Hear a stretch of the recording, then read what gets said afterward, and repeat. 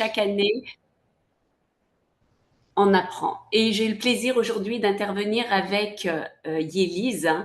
Yélise qui est une grande juriste qui a débuté depuis 2019 avec nous et qui, Yélise, est spécialisée également sur les droits fondamentaux, qui a fait Sciences Po et qui a travaillé avec différents pays et aujourd'hui travaille à l'UNESCO encore sur ces questions de droits fondamentaux qui sont essentielles dans la lutte contre les violences de genre. Je vais débuter l'intervention de ce jour par une approche anthropologique, hein, parce que, comme le titre l'indique, le féminicide, c'est un fait social qui a été appréhendé par le droit. Et donc, en tant que fait social, il faut qu'on explique en quoi c'est une réalité sociale. Et pour considérer que c'est une réalité sociale, il faut quelques données chiffrées pour dire que c'est pas un fait divers, mais réellement, malheureusement, un fait de société universel. Donc, quelques petites données chiffrées. L'universalité dont je vous parle se révèle dans des données recueillies par l'OMS notamment, avec, pour la région Europe, on comptabilise 27% de violences de genre. En Amérique latine, c'est également 29%. En Afrique, j'ai 36%. En Méditerranée, c'est-à-dire on englobe l'Afrique du Nord et l'Europe du Sud, on est à 37% et près de 40% en Asie. Et ça, ce sont des données d'Eurostat. Selon Amnesty International, l'ONG internationale, il y a le féminicide est la première cause de décès et première cause d'invalidité pour les femmes. Et donc parce qu'il y a des féminicides qu'on considère, on en reparlera de la définition, mais l'invalidité des femmes peut être également suite à une tentative de féminicide. Et c'est des femmes âgées entre 16 et 44 ans en moyenne. Et ça, première cause de mortalité avant le cancer. Et c'est important de le rappeler parce que en rappelant que c'est la première cause, ça peut sensibiliser et mobiliser un peu plus de moyens par les pouvoirs publics notamment. Enfin, sur ces données, il est important de décompter, malheureusement, on est obligé de décompter les féminicides sur nos territoires afin de sensibiliser et alerter un peu plus les institutions. Et donc, en France, nous, on décompte essentiellement à partir des années 2014. Donc, ça fait plus de 10 ans maintenant qu'on décompte. C'est le décompte macabre. Et on a pu voir une légère baisse, et je vous dirai pour quelles raisons on parle de légère baisse, même si ce décompte est critiquable. On est passé, par exemple, en 2014, pour la France, à 178 féminicides. Aujourd'hui, on nous dit qu'on est en 2024 à 94 féminicides et on a pu voir un pic également durant le Covid. Mais la baisse, la légère baisse a été amorcée essentiellement grâce au Grenelle sur les violences faites aux femmes qui a été développé en France à partir de l'année 2019. Et Yélise reviendra sur ça puisqu'elle parlera de la France tout à l'heure. Donc, je vous dis une légère baisse. Aujourd'hui, en 2025, nous, on décompte une trentaine de féminicides. Toutefois, ces chiffres, on n'est pas tous d'accord. Et je pense que dans de nombreux pays, il y a cette problématique du décompte, hein, parce qu'on ne met pas du tout les mêmes définitions derrière ce qu'on entend par un féminicide. On a d'un côté une ONG qui s'appelle Collectif Féminicide contre par les compagnons qui, eux, sont un peu considérés plus légitimes par les institutions parce qu'ils vont décompter uniquement les féminicides qui ont été commis par un ex-compagnon ou un compagnon. Et donc, le chiffre est moins important que le décompte effectué par le collectif Nous Toutes. C'est un collectif d'associations féministes qui englobe, en plus des féminicides commis par des compagnons, pas, on y intègre également les féminicides sur des prostituées ou sur des femmes trans qu'on ne retrouve pas dans le décompte officiel. Et donc, si on prend en compte ce décompte pour 2024, on était bien au-delà des 94, on était à 113 féminicides. Alors, la différence donc, de décompte peut se noter également au Mexique. Au Mexique, les ONG sont toutes d'accord pour dire en moyenne qu'il y a 10 féminicides par jour, un chiffre énorme, alors que officiellement cette année, on a pour 2024 un décompte de 733, ce qui est présenté comme 2 à 3 féminicides par jour. Donc le gap est très important entre le décompte officiel et le décompte fait par les associations de terrain, la société civile. Et donc, on présente pour le Mexique une baisse drastique des féminicides. On passe en moyenne de 950 à aujourd'hui 730 pour présenter une politique de sensibilisation qui serait plus efficace, ce qui est contesté dans les faits, et on verra parce que dans ce décompte, on décompte simplement ce que le procureur, les persécuteurs, présentent comme étant un féminicide. Or, souvent, les procureurs ne qualifient pas de féminicide des crimes qui pourraient l'être. Ils considèrent que c'est un homicide simple. On ne met pas la circonstance aggravante de féminicide ou souvent, malheureusement, n'est pas du tout qualifié. Et Yélise vous en parlera plus amplement. Donc, en conclusion, on considère qu'il y a une certaine universalité et on constate une régularité et également, ce qui en fait un fait sociologique. Et parce que on peut pas dire que aujourd'hui, ça s'est amélioré. Non, on va voir, les affaires sont présentes. On va vous analyser quelques affaires en France et à l'international, mais aussi dans d'autres pays, qui démontrent que c'est malheureusement toujours d'actualité, et c'est en cela qu'il doit être appréhendé comme une tension une tension de rapport de genre. Donc l'analyse anthropologique, en tant qu'anthropologue, je me réfère fréquemment à Françoise Héritier, qui est une grande anthropologue française. Françoise Héritier avait en une phrase résumé cette question en disant que la violence intersexe est une violence spécifique à l'humanité. C'est-à-dire que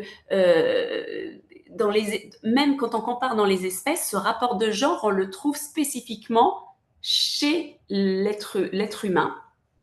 L'homme est la seule espèce où les mâles tuent les femelles de leur propre espèce. Et c'est ça qui doit être analysé quand on appréhende les féminicides aujourd'hui. On ne doit pas l'oublier qu'on a longtemps considéré en Europe et ailleurs les femmes comme des sorcières.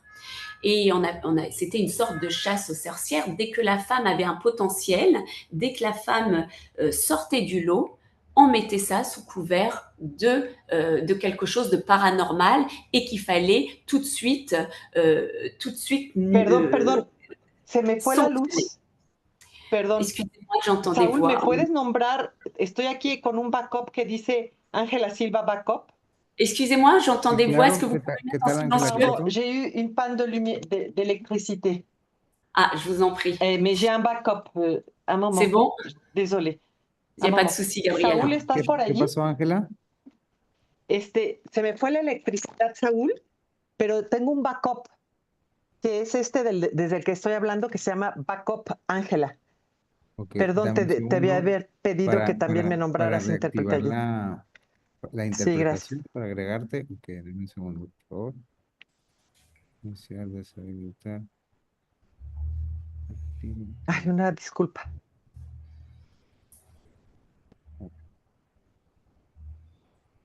Mostrando el intérprete. Backup, ujú. Entonces,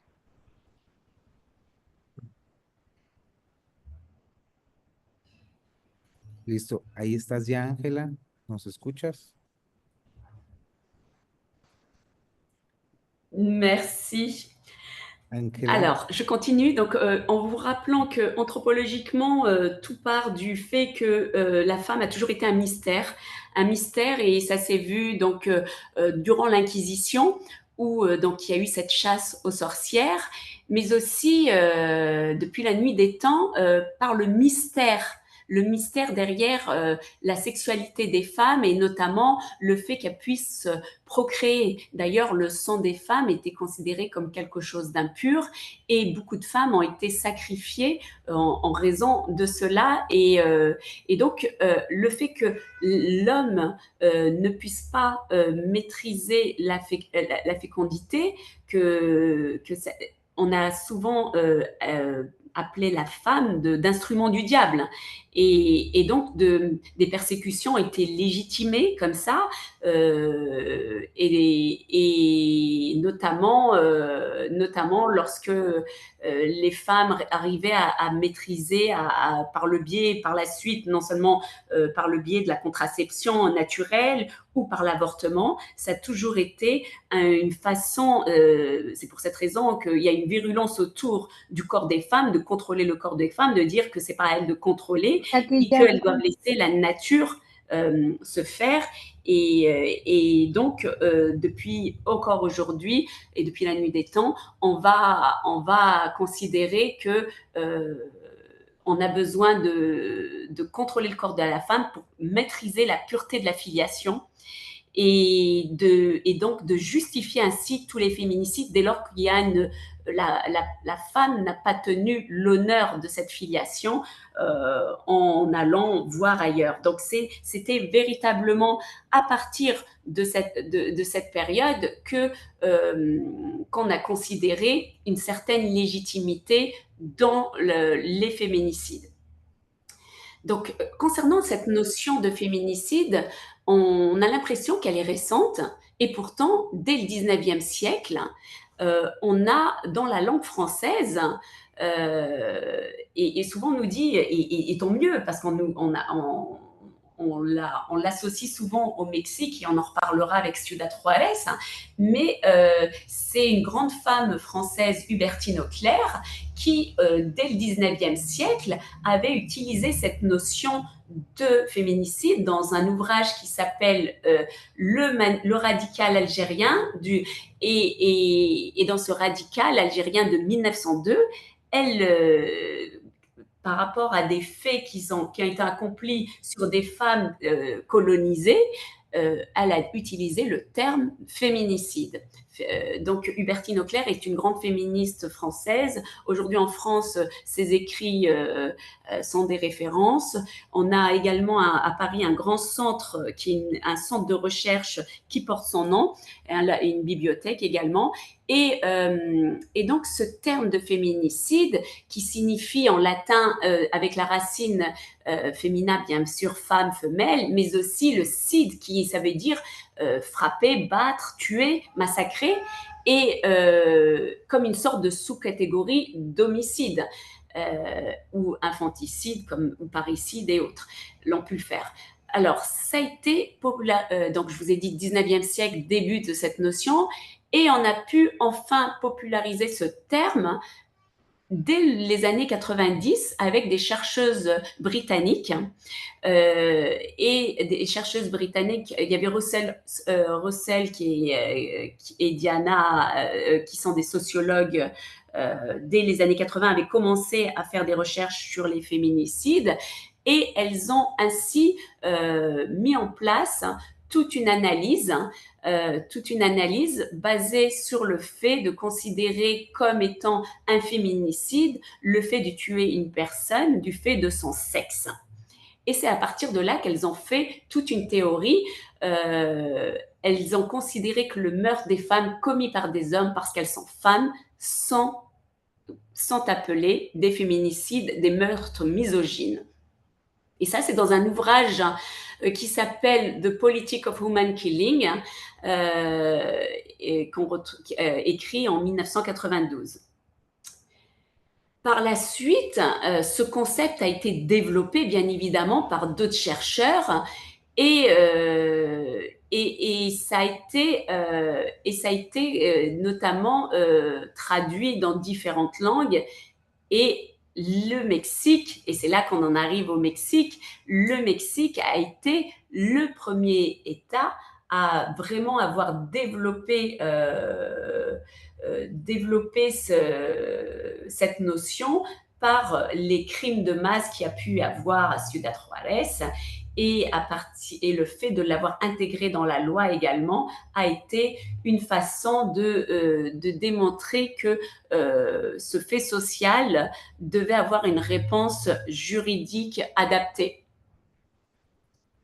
Donc, certains faits marquants qui ont fait passer de fait divers à fait social sont, tout d'abord, avant de parler du Mexique, on a eu en République dominicaine, dans les années 60, c'est le 25 novembre 1960, l'assassinat des Mariposas, donc les sœurs Mirabel, par des hommes de main du dictateur, et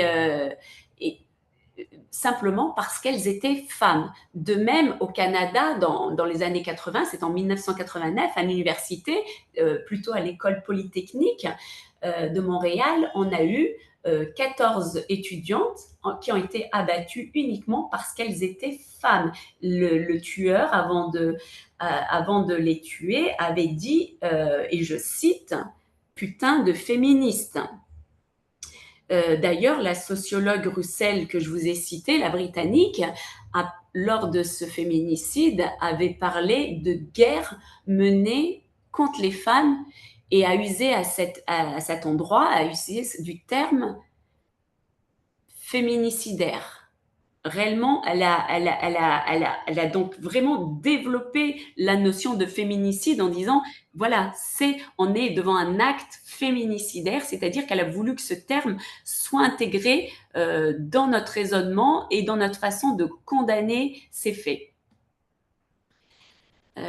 Par contre, voilà, malgré ces faits dans le monde francophone, aujourd'hui, en France et dans de nombreux pays francophones, on a eu cette réticence à les intégrer dans la loi, mais on verra qu'aujourd'hui, il y a une évolution, il y a une intégration, et c'est Yélis qui vous en parlera, si c'est pas dans la loi, au moins dans nos tribunaux, quand on parle de féminicide, les magistrats comprennent et eux-mêmes l'utilisent, mais aussi dans la presse et dans le langage courant, c'est intégré.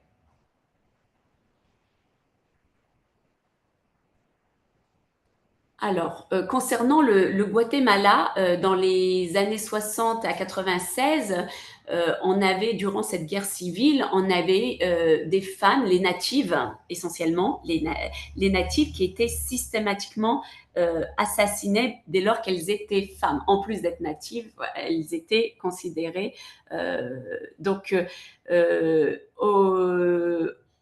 Tous ces faits, malheureusement, qu'on a souvent isolés, qu'on trouvait comme faits divers, qu'on rapportait comme étant des faits divers, tous ces faits ont enfin mobilisé et alerté les instances internationales, l'ONU en 1999, le 25 novembre, et c'est en cela qu'aujourd'hui, on fête chaque année la journée internationale de lutte contre les violences faites aux femmes. L'ONU avait considéré qu'il fallait faire cette journée internationale d'élimination contre les violences en mémoire des sœurs Mirabel dont je vous ai parlé. Mais c'est pas en 99 que l'ONU va reconnaître cette notion de féminicide. Il faudra attendre un peu plus tard, notamment en 2010, lorsque l'ONU Femmes a été créée, parce que l'ONU Femmes est une sous-instance appartenant à l'ONU, basée sur le travail sur les femmes et sur les questions de genre. Et donc, ONU Femmes, dès 2012, a intégré cette notion de féminicide et a demandé à ce qu'on prenne des mesures urgentes contre les féminicides, et ça, c'est de manière officielle. Alors maintenant, quelle définition pourrait-on mettre derrière le terme féminicide? On verra que malheureusement, je vous l'ai dit tout à l'heure quand on faisait le décompte, on ne met pas, déjà même en France, sur un même territoire, si on est une institution ou si on est une ONG, on ne met pas le même signifiant derrière. Et encore pire à l'échelle internationale, en termes de comparaison, c'est très très difficile parce que on ne met pas du tout les mêmes termes derrière ce qu'on entend par féminicide.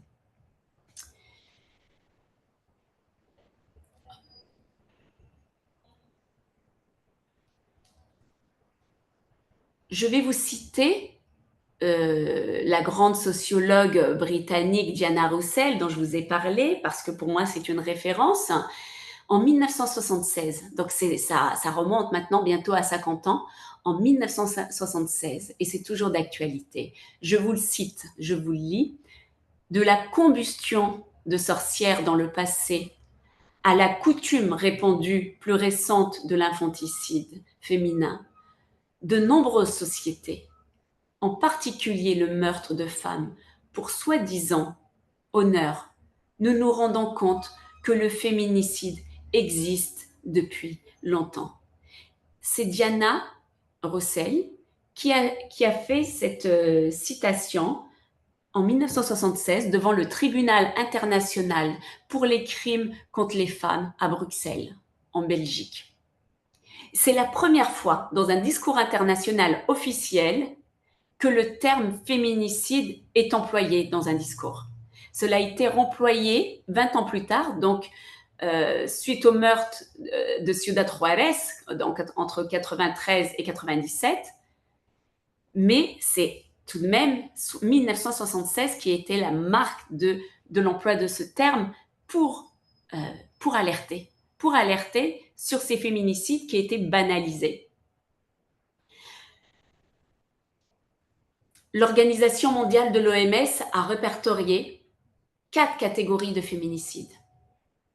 4 catégories de féminicides, c'est parce que souvent, malheureusement, dans des pays, on a une vision restreinte de ce qu'on entend par féminicide. On pense souvent que féminicide, et c'est ce que je vous ai dit tout à l'heure pour le collectif français pour le décompte là, des parents de victimes de féminicide, on considère que c'est simplement le crime commis par un conjoint. Or, l'OMS dit non, il y a différentes catégories. Bien évidemment, il y a le crime individuel, et ça c'est le premier, crime individuel commis par un partenaire ou ex-partenaire. C'est ce qu'on nomme souvent les violences conjugales. La deuxième catégorie, c'est les crimes dits d'honneur. Dans ce cas, il n'y a pas forcément la relation de conjoint, ça peut être également la fille, ça peut être la sœur, ça peut être toute femme qui est en lien avec l'auteur. Et souvent, des fois, il n'y a même pas des liens de famille, ça peut être un lien de simplement on se sent légitime parce qu'on habite le même quartier ou la même communauté ou le même pays. Et on considère qu'on a transgressé une norme. La troisième catégorie, c'est le crime de dot.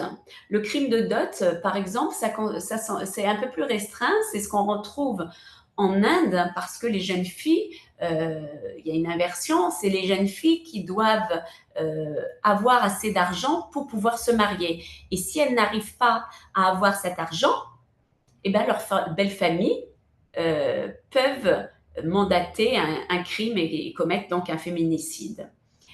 La même chose, on a la quatrième catégorie des féminicides qu'on considère non intimes. Quand on dit non intime, c'est-à-dire qu'il n'y a pas de relation filiale ou famille. Et ça, c'est des crimes commis par des personnes tierces, des personnes étrangères. Ça pourrait être un peu ce qu'on a, la tuerie que je vous ai citée à l'université par un étranger qui tue des étudiantes, ou ça pourrait être également ce qui se passe ce qui peut se passer au Mexique, notamment dans certains réseaux. On peut rajouter à ces catégories d'autres crimes. Parce que on peut pas se limiter à ça quand on a l'habitude de travailler sur le terrain. On peut rencontrer des mortalités maternelles, c'est-à-dire notamment quand on bloque l'accès de certaines femmes à l'avortement, ce qui se passe au Salvador ou ailleurs.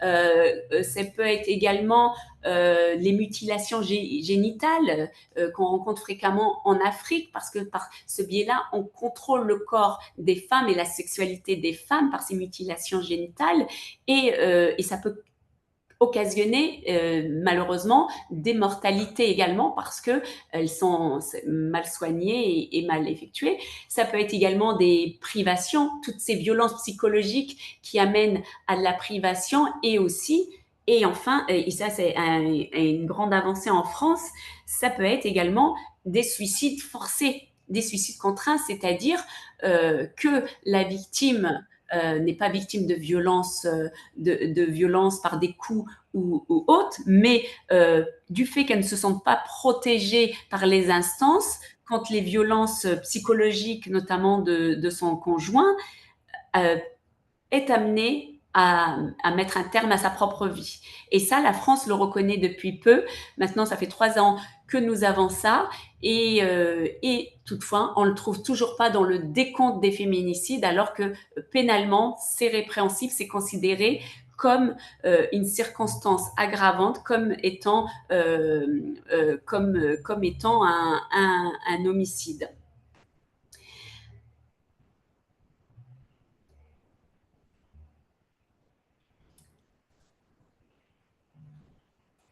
Je ne développerai pas les crimes dits d'honneur, mais par contre, si vous avez des questions et autres, n'hésitez pas, puisque, comme vous l'a dit tout à l'heure, c'est pas Patricia, mais la responsable, je suis experte dans la question, et si vous avez des questions, n'hésitez pas.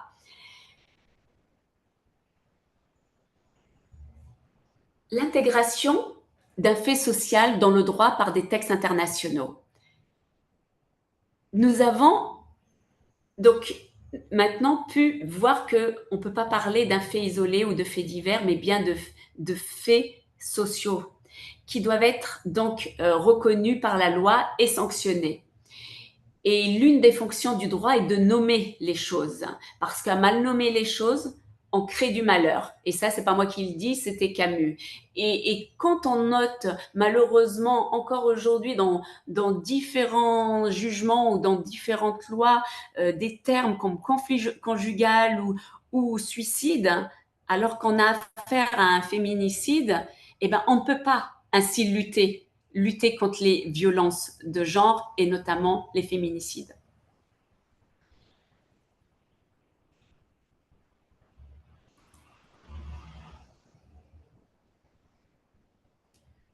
Comme je vous l'ai dit, l'OMS l'a intégré depuis 2012.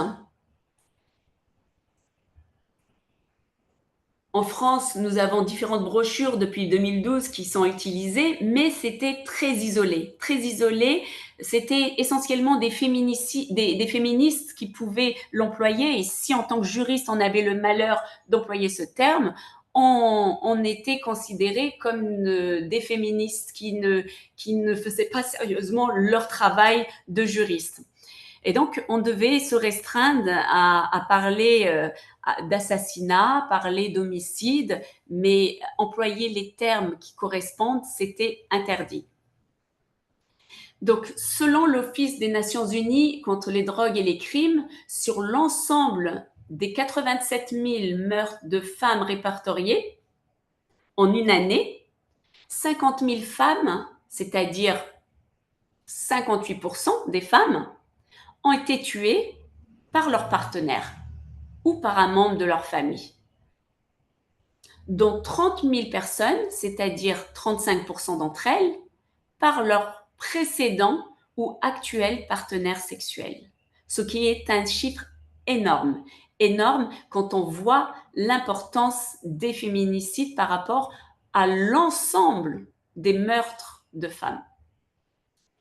Les raisons de cette hétérogénéité des définitions du féminicide dont je vous parlais, selon les pays et selon également les sensibilités, reste lié, comme je vous l'ai dit, à notre sensibilité et à notre formation. Et c'est en cela que ce type de diplôme universitaire est essentiel et devrait être généralisé à tous les pays et à toutes les universités pour avoir les mêmes outils et le langage commun.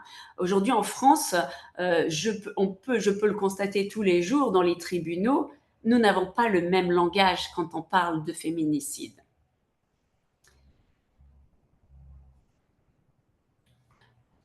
L'ONU retient la notion de féminicide comme étant le meurtre lié au genre. Et ça, c'est la définition. Donc, elle n'a pas une vision restreinte. C'est-à-dire, un meurtre lié au genre, ça pourrait être, c'est pas forcément par un ex-compagnon ou un compagnon. Et pourtant, on verra que dans les pays, c'est une vision restreinte.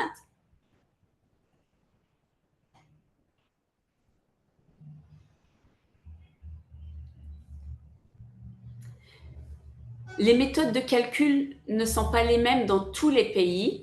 En France, comme je vous l'ai dit, on parle uniquement de crimes commis par un ex-compagnon ou un compagnon. On ne comptabilise pas les crimes commis par une personne avec qui on aurait pu, une personne qui pourrait simplement avoir vous savez, il y a une maladie qui s'appelle l'érotomanie. L'érotomanie, c'est une maladie qui touche des personnes qui ont une fragilité qu'on appelle souvent, on dit une fragilité psychologique, notamment le fait de considérer que la personne, je vais me marier avec elle, je l'aime et donc forcément elle va m'appartenir. Je vais tout faire en sorte pour qu'elle m'appartienne. Et cette maladie, c'est de la schizophrénie. Et malheureusement, il y a beaucoup de crimes liés à la schizophrénie et ces crimes ne sont pas comptabilisés dans les féminicides.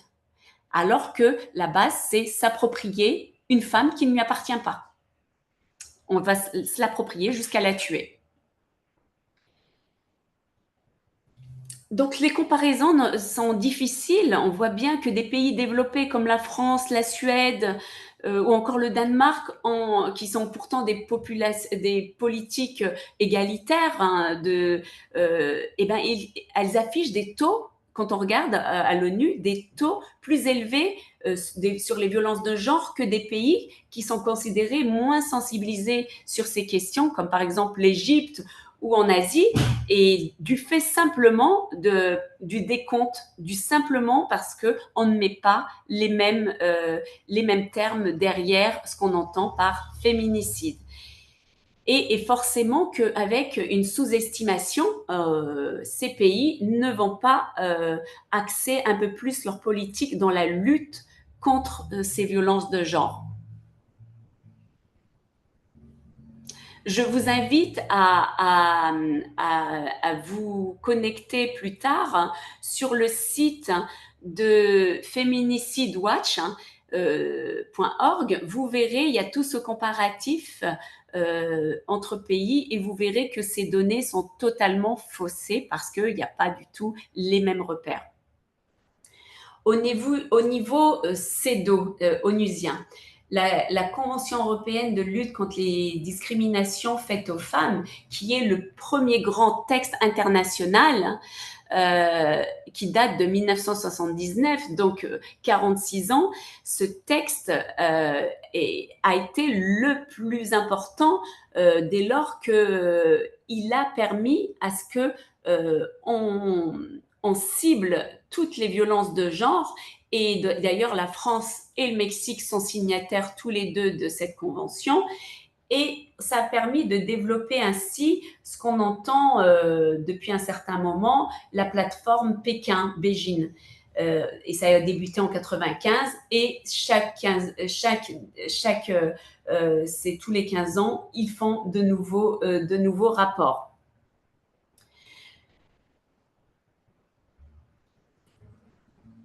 Donc, ce texte permet de lutter contre toutes les formes d'atteinte à la dignité de la femme et forcément contre les crimes commis sur une femme parce qu'elle est femme. Et je vous dirai comment on peut l'utiliser, ce texte international. L'UDOC développe depuis 2017 un protocole de plateforme de surveillance des féminicides. Donc, depuis 2017, on a cette plateforme internationale pour surveiller l'état des féminicides dans le monde. Et ce site, donc je vous invite à le regarder, comme je vous l'ai dit, met à disposition des informations clés sur ce qu'on entend par féminicide, non seulement les définitions, mais aussi les données chiffrées pays par pays, ainsi que les textes de loi et des références poussées sur les mesures de prévention mises en place par certains pays contre les féminicides.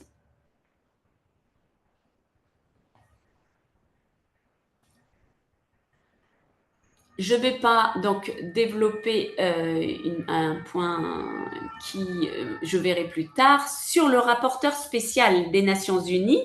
Le rapporteur spécial des Nations Unies a été mis en place en 1994 pour permettre ainsi de prévenir toutes les formes de violence à l'égard des femmes.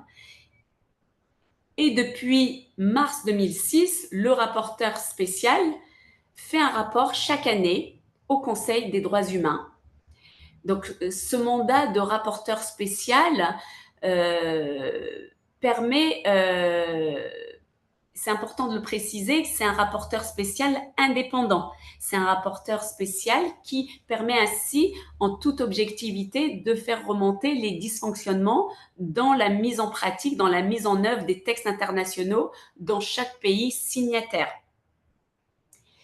Donc, c'est une référence importante, ce rapport, parce que ça va permettre, ça permet un mouvement mondial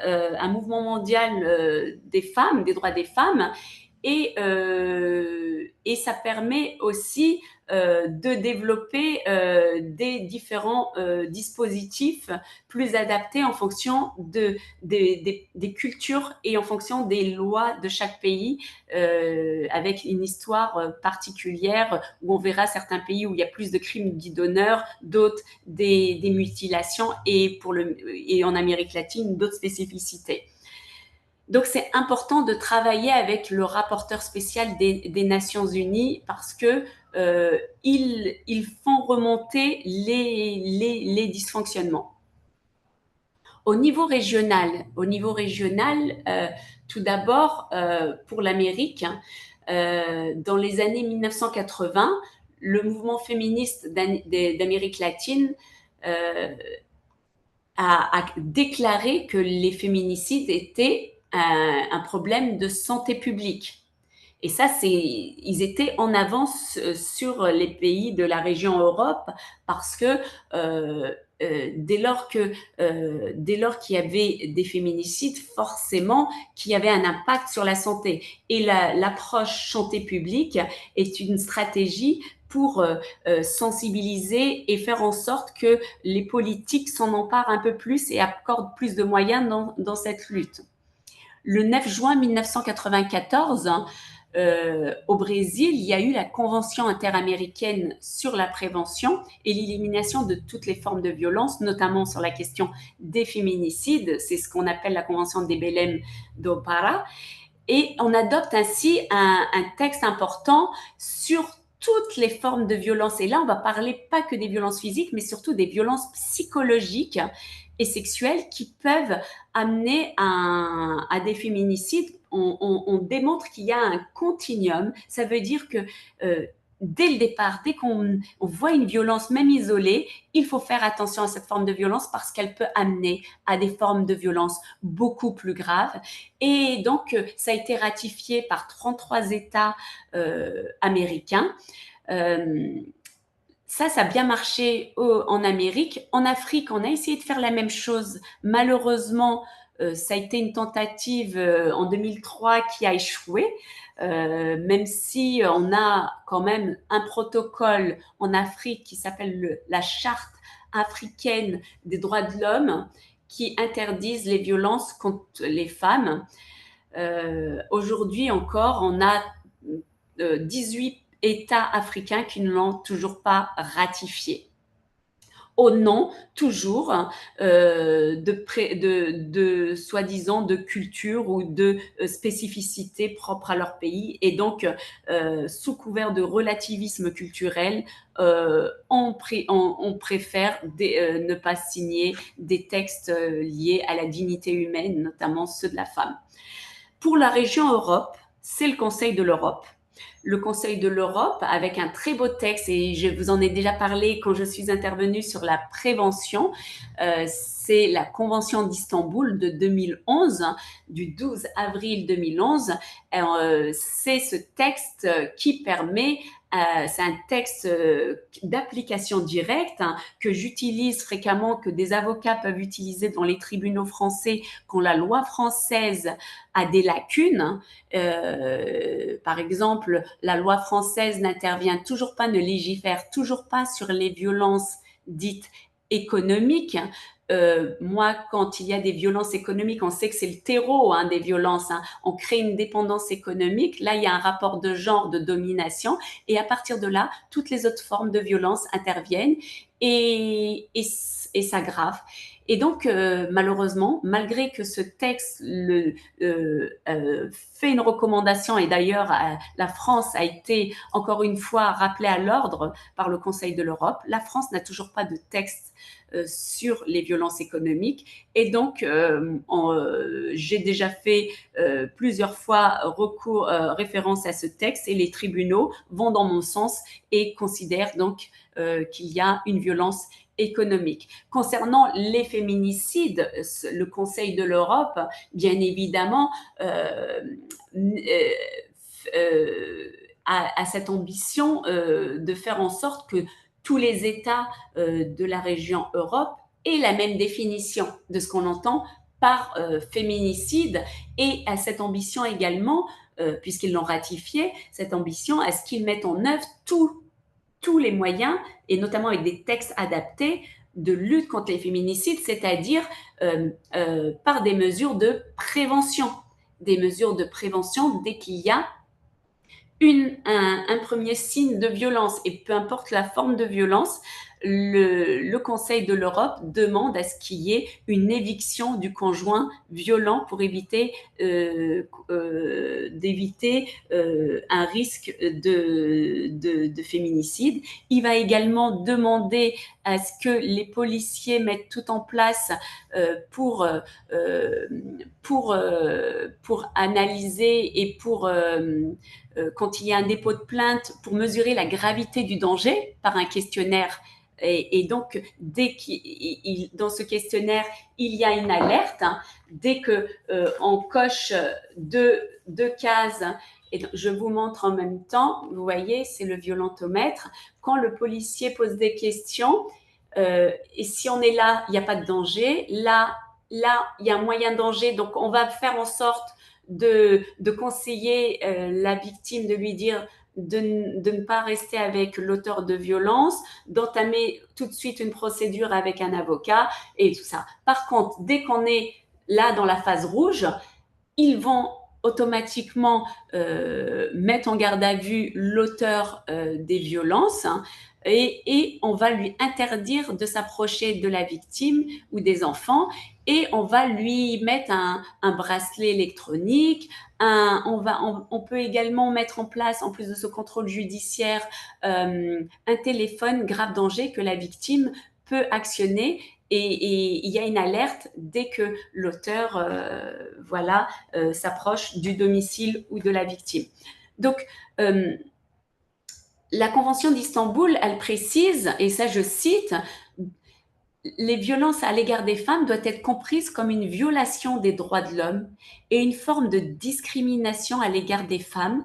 Elle désigne tous les actes de violence fondés sur le genre qui entraînent ou sont susceptibles d'entraîner pour les femmes des dommages ou souffrances de nature physique, sexuelle, psychologique ou économique.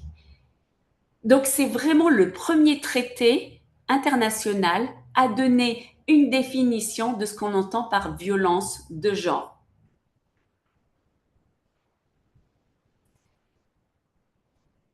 Je n'entre pas précisément dans les textes qui parlent des féminicides, notamment l'article 45 sur les sanctions ou l'article 46 sur les circonstances aggravantes, parce que c'est important, hein, c'est la Convention d'Istanbul pour la région Europe qui insiste pour dire que dès lors que c'est un conjoint, même un ex-conjoint, un pacsé, on n'a pas besoin d'être marié. Ça peut être même un petit ami avec qui on n'habite pas. Et ça, c'est important. Ça peut être un petit ami, donc c'est parce que les violences, malheureusement, n'ont pas d'âge, n'ont pas de nationalité, n'ont pas d'origine ni rien du tout. Et donc, ça peut toucher également des jeunes au collège, au lycée. Et on a pu assister à des féminicides en France de jeunes par leur ex-petit ami jaloux. Et donc, la Convention d'Istanbul a considéré que dès lors qu'il y avait un rapport, une relation, même affectueuse ou pas, on peut considérer qu'il y a féminicide ou violence de genre. Et donc, en France, récemment, on a eu un tribunal correctionnel qui avait considéré, dans le sud de la France, qui avait considéré que, par exemple, on ne pouvait pas considérer qu'il y avait des violences de genre parce que le couple ne cohabitait pas. C'était des jeunes qui étaient étudiants et qui ne cohabitaient pas. En cela, on a fait appel et on a pu démontrer que c'était une vision rétrograde, une interprétation très rétrograde de la lettre du texte législatif et notamment c'était contraire à la Convention d'Istanbul qui rappelle que il n'y a pas besoin d'union maritale et encore moins de cohabitation et peu importe l'âge, on devait être protégé de la même façon. Il y a pas de genre.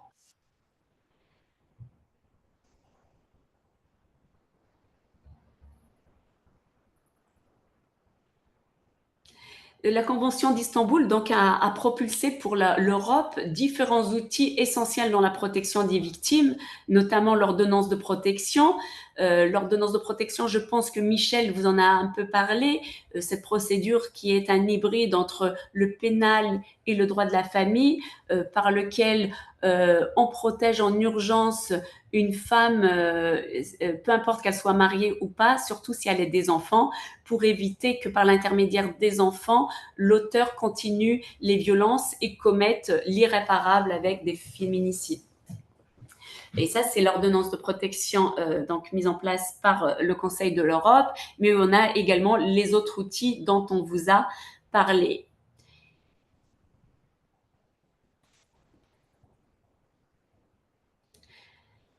Concernant l'évolution de CEDAW et de la jurisprudence internationale, le comité CEDAW continue d'émettre des recommandations générales, notamment une recommandation dite numéro 35 de 2017, qui remplace les précédentes et qui clarifie les violences fondées sur le genre, en rappelant que ça s'appelle une discrimination systémique. Et c'est important, c'est la première fois à l'international, un texte international qui précise que ce type de violence est une discrimination systémique, c'est-à-dire ancrée dans notre société. Et donc, ça rejoint l'analyse anthropologique qui vous a été faite tout à l'heure, en référence à Françoise Héritier notamment.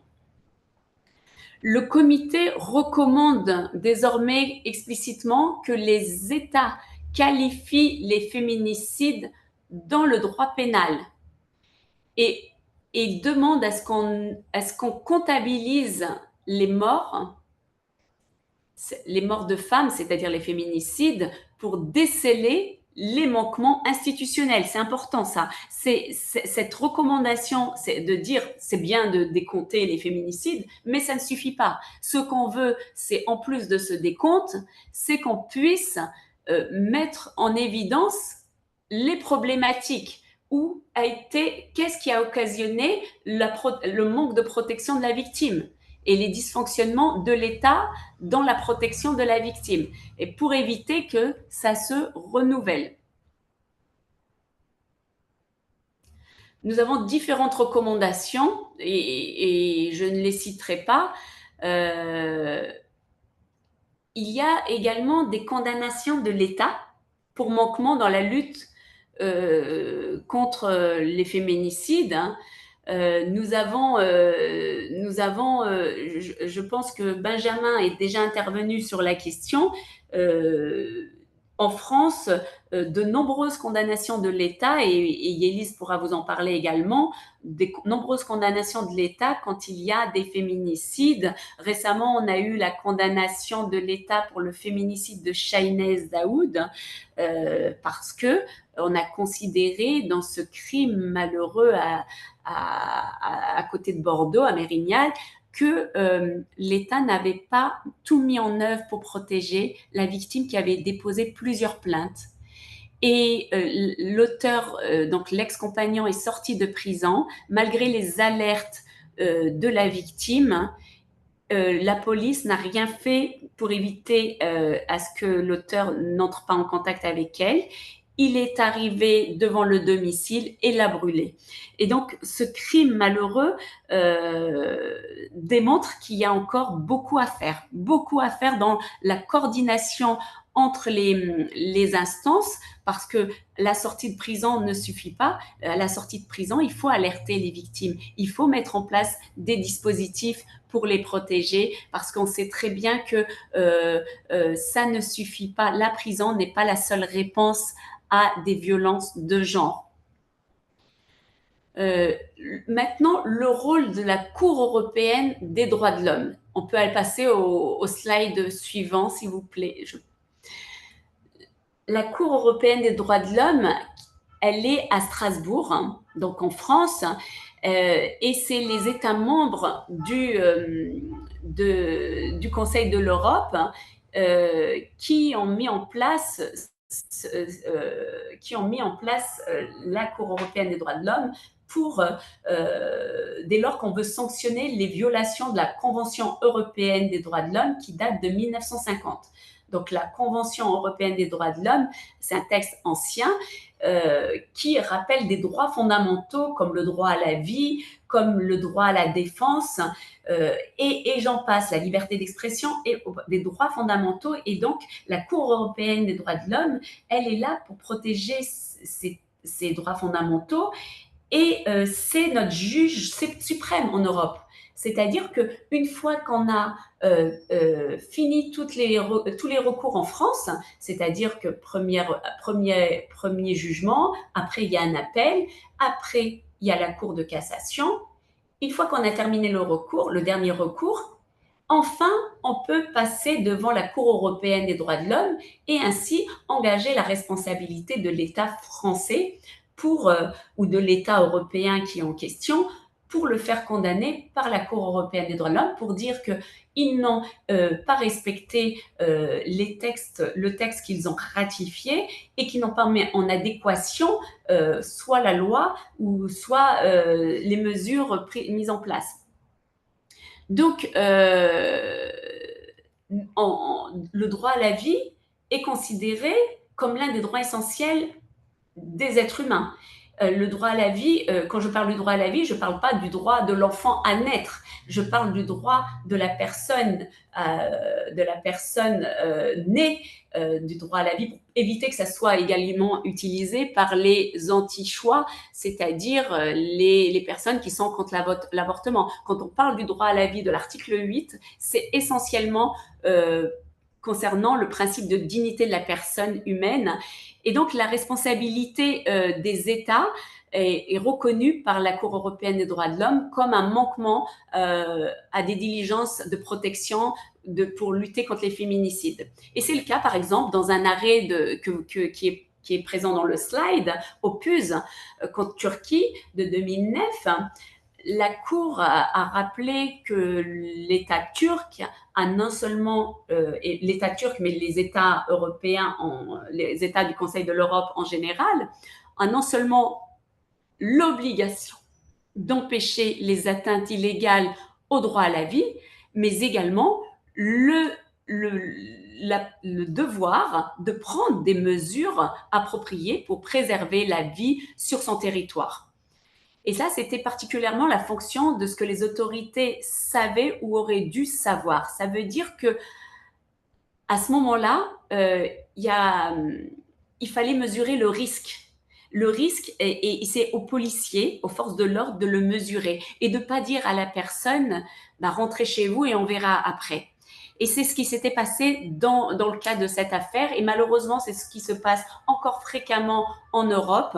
On ne mesure pas assez le risque parce que souvent les policiers se disent pris dans l'urgence, avec peu de moyens humains, peu de moyens matériels, et donc ne peuvent pas faire face à toutes les demandes de violence de genre. Récemment, sur le territoire français, une jeune femme part déposer plainte. Le policier lui dit « On est un vendredi soir, je suis seule, revenez demain matin ». Elle leur dit « Mais je reçois des menaces de mon ex-compagnon ». Ils lui disent « Mais il n'habite plus avec vous, donc ne vous inquiétez pas, rentrez chez vous ». Sauf qu'en rentrant chez elle devant la porte, elle se fait tuer par son ex-compagnon. Là où également, il y a une action en responsabilité de l'État et donc l'État a été condamné du fait de son manque de prise en compte des risques et le principe de précaution n'est pas mis en place, alors que le principe de précaution est un terme juridique qu'on retrouve dans les différents domaines du droit. On retrouve fréquemment ça en droit de l'environnement, en droit de la santé. Mais pour ce qui est du droit de la dignité humaine, des violences de genre, on ne le met pas en place. Et c'est en cela que la Cour européenne des droits de l'homme le rappelle clairement. La Cour européenne des droits de l'homme a employé pour la première fois le terme de féminicide en 2017, dans un arrêt par lequel elle a condamné l'Italie. Donc, vous l'avez cet arrêt. Elle a jugé qu'en sous-estimant par leur inertie la gravité des violences litigieuses, les autorités italiennes ont en substance cautionné, et ça c'est important, ça veut dire qu'elles sont complices, ont en substance cautionné notamment les réformes entreprises. Un nombre important de femmes meurent assassinées par leurs compagnons ou par leurs anciens compagnons. Et là, elle emploie le terme de féminicide. Dans cet arrêt qui s'appelle Talpis contre Italie, cet arrêt qui date du 2 mars 2017, la Cour européenne des droits de l'homme a eu une lecture des textes de la Convention européenne des droits humains sur le droit à la vie comme étant une protection que devraient avoir les États de la dignité des femmes, et donc il en découle des nouvelles obligations étatiques. Elle a dit, du fait de cet article 8, du fait du contexte des féminicides qu'on me fait remonter, les États signataires vont avoir des obligations, d'une part, à prendre en conscience, c'est-à-dire ne pas banaliser les violences et pas se dire ben oui, mais nous on a déjà des textes sur les violences et ça suffit, mais d'autre part de lutter efficacement par une mise en œuvre réelle, par des moyens mis en place réels, par des sanctions efficaces. Et cela en nommant les féminicides. Cet arrêt vise l'article 2 du droit à la vie et le droit à éviter les atteintes à l'intégrité, c'est-à-dire l'article 3 de la Convention européenne des droits de l'homme, ainsi que l'article 14 de la Convention européenne des droits de l'homme. L'article 14, c'est l'égalité de traitement. La Cour européenne des droits de l'homme rappelle que lutter contre les féminicides, c'est le principe, la base de l'égalité de genre.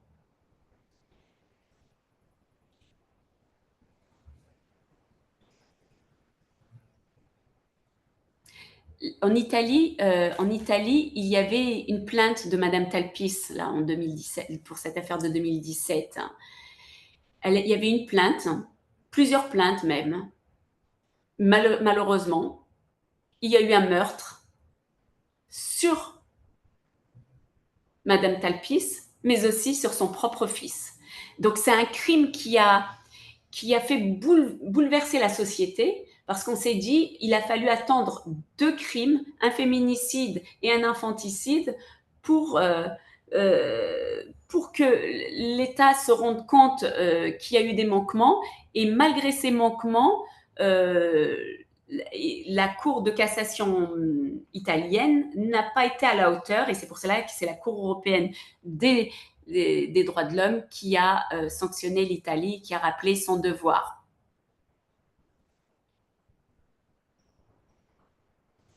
Je vous ai mis également l'arrêt contre l'Autriche de 2019, hein, et dans cet arrêt de 2019, je vous le cite simplement parce que la Cour a eu une spécificité dans l'appréhension de cet arrêt. Elle dit que l'évaluation du risque doit être réelle et immédiate pour la vie d'autrui. L'obligation de prendre des mesures opérationnelles préventives entre en jeu pour les autorités. Ces mesures doivent être adéquates et proportionnelles au niveau du risque décelé. Donc, depuis 2019, les États européens, quand il y a un dépôt de plainte, doivent mettre en place ce que je vous ai dit, une sorte de registre d'analyse de la gravité où on coche par différentes questions. On est obligé de poser ces questions. Il y a une trame. Le policier est obligé, peu importe l'encombrement, il est obligé de poser ces questions pour mesurer la gravité. Depuis l'arrêt Landi contre Italie de 2022, la Cour européenne des droits de l'homme n'accepte plus la passivité institutionnelle face aux violences de genre. Elle condamne une nouvelle fois l'Italie, donc en 2022, pour absence de mesures protectrices efficaces. C'est-à-dire que elle a considéré qu'il y avait une récidive de l'État italien qui n'a pas mis depuis 2017 tout en œuvre pour éviter des féminicides parce qu'il manque encore de la prévention. Ce renforcement progressif de la Cour européenne des droits de l'homme peut être souligné comme une tendance jurisprudentielle vers la reconnaissance implicite du féminicide, bien qu'elle l'utilise déjà dans différents arrêts. Sur le continent américain, quant à lui, la Cour interaméricaine des droits de l'homme, dans l'affaire Campo Algodonero, champ cotonnier, saisie pour le cas de 8 meurtres à Ciudad Juárez, a posé les mêmes principes, puisque en 2009, lorsqu'elle a condamné le Mexique pour son manque de diligence dans les enquêtes, son immobilité dans la prévention et les disparitions, ainsi que son traitement discriminatoire à l'égard des femmes, elle a reconnu le Mexique coupable, entre autres de la violation des droits de l'homme, des droits à la vie, du droit à l'intégrité, de la liberté individuelle. Donc, il y a eu différentes obligations qui ont suivi cette sanction, comme par exemple des mesures liées à l'éducation, à la prévention, à la sensibilisation, à revoir des procédures d'enquête, à la prise en charge des victimes, à la reprise des enquêtes non élucidées et à l'obligation de publication des résultats, la médiatisation. La Cour a appliqué la convention de Belém do Pará en constatant que l'État mexicain avait commis de graves violations par voie d'omission, alors que le Mexique, comme la France, sont signataires de différents textes. C'est beau, les lois sont très belles également, mais malheureusement, on voit bien que la mise en œuvre est complètement lacunaire. Et c'est en cela que la Cour interamérique, sur le fondement de l'article 1 de la Convention américaine, a considéré qu'il y avait un manquement au devoir de garantie. Depuis l'arrêt emblématique Campo Algodonero, dont je vous ai parlé de 2009, la Cour interamérique a poursuivi dans la lignée jurisprudentielle en matière de féminicide en consolidant le concept de violence sexospécifique étatique. Donc, le concept de violence sexospécifique étatique, c'est une notion qu'on ne retrouve pas à la Cour européenne des droits de l'homme. C'est une spécificité vraiment interaméricaine. Nous, vous avez pu voir, on parle plus de violence faites aux femmes, de violences intrafamiliales, de violences de genre ou de féminicide, mais pas de violence sexospécifique étatique. Et ça, cette notion est importante parce qu'on voit bien que c'est institutionnel, c'est systémique, et donc c'est en cela qu'il y a une problématique dans la mise en œuvre des dispositifs mis en place par le Mexique. Elle impose une obligation de prévention, de réactivité, de transformation institutionnelle.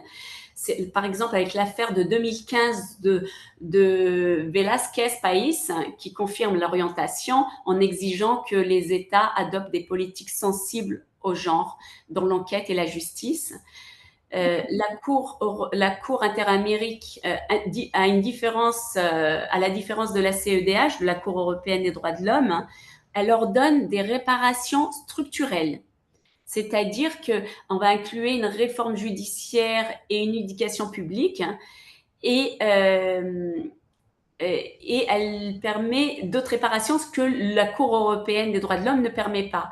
Donc, elle est vraiment une sorte de fer de lance du droit international en matière de lutte contre les féminicides. Elle inspire beaucoup la Cour européenne des droits humains et vice-versa. Je reviendrai sur ce que la Cour européenne des droits de l'homme apporte à la Cour interamérique, mais on voit bien que la passivité de l'État dans l'affaire Velázquez ou dans l'affaire González en 2015 également, par le manque d'accès aux soins pour une jeune fille séropositive qui ont été considérées comme une violence de genre par la Cour européenne des droits humains, viole, selon elle, le droit à la vie privée et familiale. Et donc, en cela, il y a une obligation positive de l'État dans la prévention et dans la lutte contre traitements discriminatoires qui sont le terreau des violences et des féminicides en général. Les rédacteurs de la Convention interamérique ont une grande partie calqué l'organisation originelle de la Cour sur celle de la Cour européenne des droits de l'homme.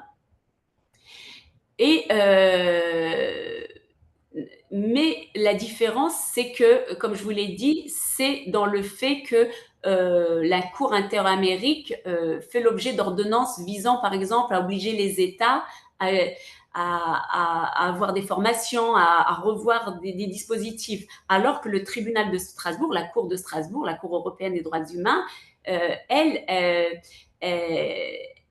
va plutôt par la médiatisation, par la sanction, par des dommages et intérêts, essayer de sensibiliser, de faire en sorte de mettre une pression sur l'État pour qu'il modifie et qu'il mette tout en œuvre dans son État. D'ailleurs, la Cour européenne des droits de l'homme, elle cite, et ça c'est une grande avancée, la Cour européenne cite la Cour interamérique.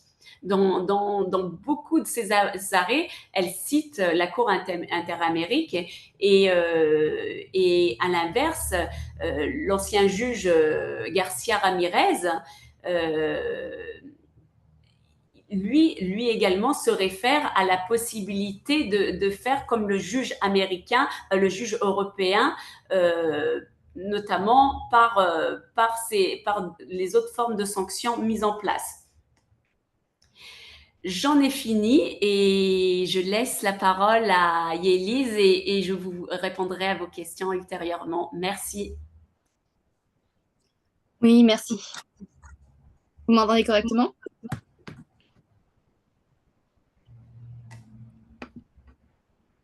Oui, oui. D'accord, ok, super. Vous pouvez passer à la slide suivante, s'il vous plaît.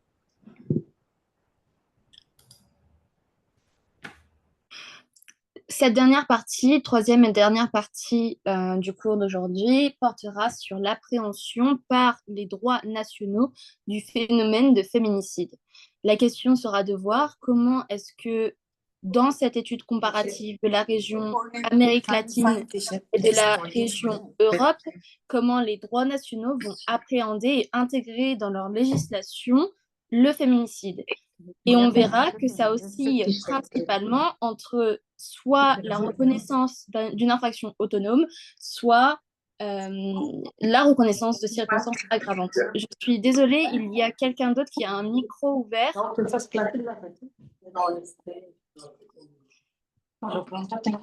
Est-ce que la personne qui a un autre micro ouvert peut couper son micro pour le confort de tous? Ya quedó, listo. Merci. Donc, nous allons nous concentrer sur deux régions, à savoir l'Amérique latine et l'Europe. Donc, pourquoi revenir sur l'Amérique latine encore une fois? Eh bien, tout d'abord, comme Khadija l'a répété à de nombreuses reprises, l'Amérique latine est le berceau même de la réflexion sur la lutte des juristes pour la criminalisation du féminicide. Si dans plusieurs pays d'Amérique latine, le féminicide est considéré encore comme une circonstance aggravante, il s'agit de l'une des régions où il y a le plus d'États qui ont reconnu dans leur code pénal le féminicide comme une infraction autonome. À savoir, aujourd'hui, il y a 9 pays d'Amérique du Sud, la Bolivie, l'Argentine, le Chili, le Costa Rica, la Colombie, le Salvador, le Guatemala, le Mexique et le Pérou, qui reconnaissent dans leur code pénal le féminicide comme une infraction autonome et donc pris dans sa spécificité. Donc, nous allons nous arrêter plus précisément pour cette région sur le Mexique et le Costa Rica, qui ont été le terreau de cette conceptualisation du féminicide et dont les mouvements féministes étaient notamment portés par des juristes. Le Costa Rica est très souvent cité comme pionnier en la matière, et à juste titre, car c'est en 2017 que le Costa Rica sera le premier pays au monde à adopter une loi qui criminalise le féminicide comme une infraction autonome à part dans sa loi de pénalisation de la violence contre les femmes. Est-ce que vous pouvez passer à la slide suivante, s'il vous plaît?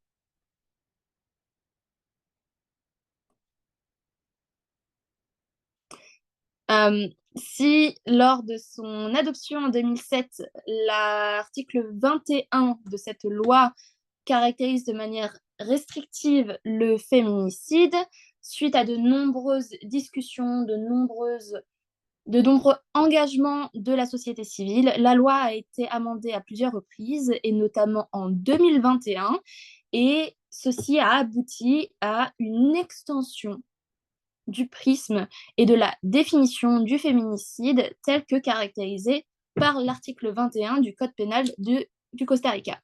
À savoir, aujourd'hui, cette définition du féminicide Cette définition du féminicide ne se restreint plus, comme on peut le voir sur ce slide, à la sphère conjugale stricto sensu. Aujourd'hui est considérée comme une situation de féminicide celle lorsque quiconque tue une femme avec laquelle il entretient ou a entretenu une relation ou un partenariat, que ce soit par mariage, union libre, fréquentation, concubinage, non-concubinage, relation occasionnelle ou autre relation similaire, et ce même en cas de divorce, de séparation, de rupture. Et dans ce cas-là, le féminicide est caractérisé et sera puni d'une peine d'emprisonnement de 20 à 35 ans. Donc, comme on peut voir, cette définition, début réellement arrêtée autour de la sphère conjugale entre époux-épouse, a été au fur et à mesure étendue. Cependant, elle reste encore limitée, si on peut dire, à la sphère intime. Et donc, elle manque tout un pan des manifestations de féminicide qui a pu être cité par Khadija, qui a été listée notamment par l'OMS. D'ailleurs, le Costa Rica continue de mettre en œuvre de nombreuses initiatives pour continuer à fortifier son arsenal juridique autour de la protection des survivants de victimes de féminicide, notamment par une loi de réparation globale adoptée en 2022 et saluée par le comité CIDO lors de ses dernières observations finales en date de 2023. Cependant, le comité continue tout de même de relever avec préoccupation la commission d'actes de violence et a notamment cité explicitement les violences de féminicide. En parallèle, si l'on regarde ce qu'il se passe au Mexique, et j'essaierai de faire court pour qu'on garde au moins une vingtaine de minutes de questions-réponses. En parallèle, le Mexique a adopté une loi très ambitieuse, car il s'agit ici d'une loi qui a été adoptée en 2007 également sur l'accès à une vie sans violence, et elle définit le féminicide comme la forme extrême de violence sexiste à l'égard des femmes, des adolescentes et des filles, résultant de la violation de leurs droits humains et de l'exercice abusif du pouvoir, tant dans la sphère publique que privée, pouvant conduire à l'impunité sociale et étatique. Cette définition instaurée en 2007 énumère quelques comportements qui pourraient amener à la caractérisation de ce féminicide et correspond à une acception large de ce phénomène. De plus, le Mexique réprime le crime de féminicide, encore une fois, de manière autonome. On voit que c'est vraiment une tendance dans la région d'Amérique latine. Et donc, dans son code pénal, à l'article 325, notamment amendé en 2023, le Mexique reconnaît que le crime de féminicide est commis par quiconque prive une femme de sa vie pour des raisons de genre. Et très intéressant, on a cette définition courte, claire et précise qui est ensuite suivie de 8 circonstances dans lesquelles la raison de genre est retenue. Au départ, en 2012, il y en avait 7. Une 8e a été ajoutée en 2023. On retrouve certaines conditions que l'on a eu l'habitude d'entendre jusque-là, à savoir signes de violence sexuelle, nature intime, des relations entre l'auteur et la victime. Mais très intéressant, certaines de ces circonstances vont au-delà de cette sphère. Et on a par exemple l'introduction de circonstances liées aux relations amicales, professionnelles, mais également scolaires et même politiques. On voit bien que l'ambition du législateur mexicain ici a été d'appréhender pénalement ce phénomène, non pas uniquement dans la sphère privée, mais également dans la sphère publique. Et il va même jusqu'à prendre en considération la circonstance dans laquelle l'auteur des faits avait une relation, donc, comme je disais, professionnelle, mais qui va même jusqu'à l'exploitation. Donc l'exploitation par le travail, mais également l'exploitation sexuelle. En comparaison, et vous verrez le contraste assez impressionnant, en Europe, la tendance est plutôt de reconnaître le féminicide en tant que circonstance aggravante et non pas en tant qu'infraction autonome. C'est le cas, par exemple, en France. Effectivement, en France, alors même qu'aujourd'hui a été décompté 39 féminicides et qu'il est considéré que depuis les années 2010, une femme meurt tous les 3 jours tuée par son conjoint ou son ex-conjoint, eh bien, la loi pénale française ne reconnaît pas le féminicide en tant que tel. C'est-à-dire qu'il n'y a pas d'infraction autonome qui criminalise, qui pénalise le féminicide. Au contraire, il faut aller chercher dans certains articles du Code pénal, notamment 221-4, modifié en 2024, qui énumère plusieurs circonstances aggravantes. Certaines de ces circonstances aggravantes concernent la victime, d'autres concernent l'auteur des faits. Pour cet article, on regarde uniquement le meurtre. Dans ces cas-là, sera considéré comme féminicide, enfin, par la société,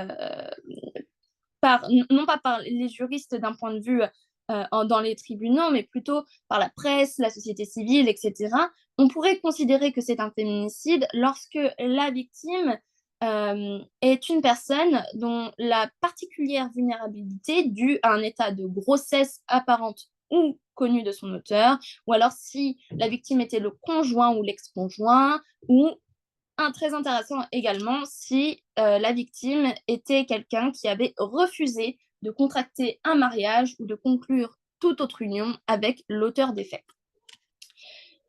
D'autres articles du Code pénal sont également là pour mettre en avant la circonstance aggravante lorsque un crime a été commis en raison du sexe de la victime, que ce soit non pas uniquement donc, le crime en lui-même, mais si le crime ou le délit a été précédé, accompagné ou même suivi de propos, d'insultes, d'images, d'objets qui ont pour nature de porter atteinte à l'honneur ou à la considération de la victime ou du groupe auquel elle pourrait appartenir en raison de son sexe, mais également en raison de son orientation sexuelle, de son identité de genre, vraie ou supposée, ou lorsque les faits ont été commis contre la victime pour l'une de ces raisons.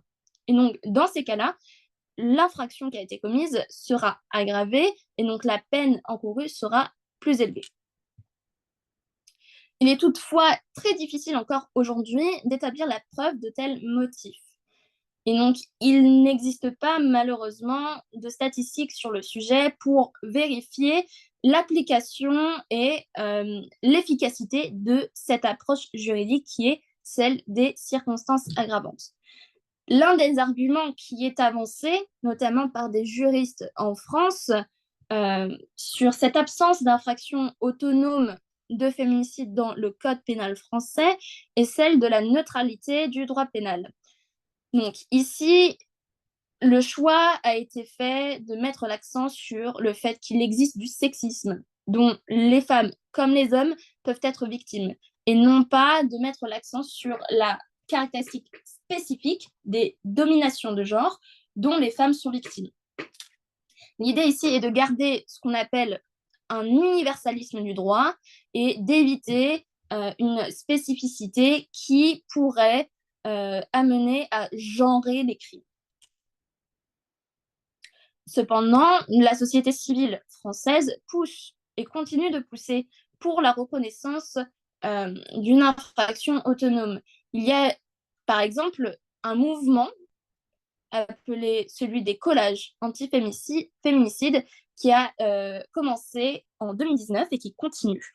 Et ce phénomène s'internationalise malgré des verbalisations et des arrestations de militantes par les forces de l'ordre durant ces séances de collage.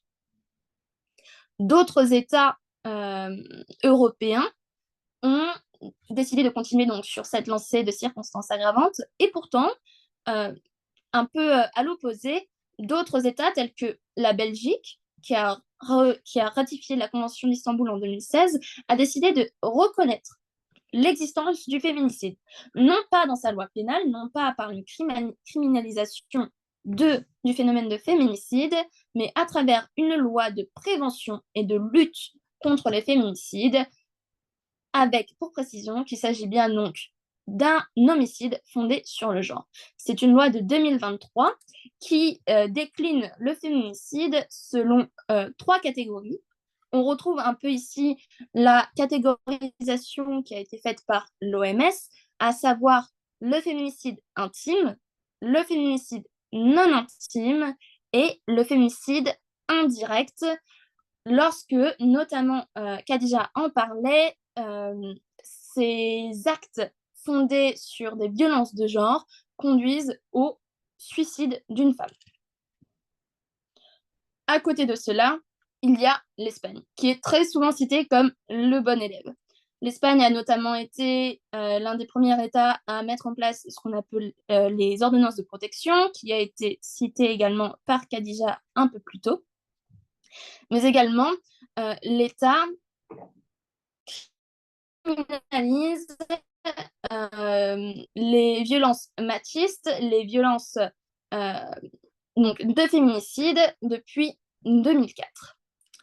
Nous avons donc deux approches différentes, avec un manque malheureusement de données chiffrées et de données genrées pour vérifier l'efficacité de l'application de telle ou telle approche, à savoir une infraction autonome ou alors la reconnaissance de circonstances aggravantes pour caractériser le féminicide dans les lois pénales. Cependant, comme le disait Khadija un peu plus tôt, nommer les choses, c'est les identifier, et donc cela nous permettrait également de pouvoir les appréhender mieux et de les corriger, tout simplement. Donc, je vous propose que l'on s'arrête là, étant donné qu'il est 18h32 ici, pour garder du temps pour les questions-réponses. Je vous passe la parole et je reste à votre disposition pour des questions. Je vous remercie.